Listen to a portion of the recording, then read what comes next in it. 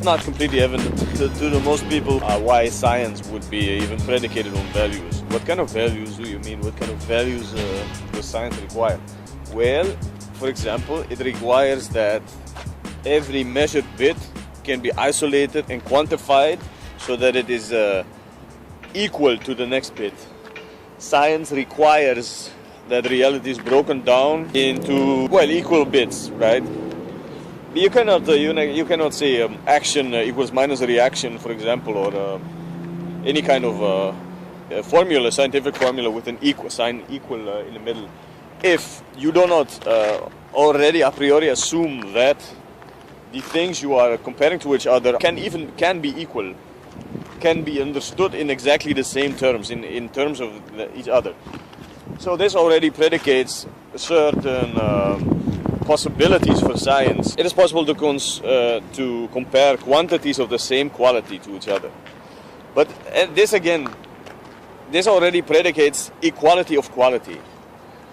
So equality and isolation of little bits of quantification, these are the values predicated by science. Values that are excluded by science are things that cannot be isolated and quantified. For example, a human being, it can never exactly be classified in a scientific system without reducing it to equal bits. For example, by reducing, artificially claiming that two humans or 10 million humans are the same thing, like a behavioral therapy or these crude political mechanisms and economical mechanisms. These try to indeed treat the human being by the scientific method, which is to subject the human being to the values of the scientific method, which means to subject them to the values of isolation and quantification and equality of bits.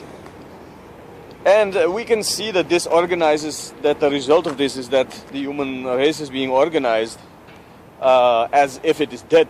What I mean is that the scientific method can construct artificial structures by extracting certain values from reality, namely those values that comply with the system. And then it can reconstruct, you can use these bits to construct certain structures, but these structures do not represent the whole nature of the world.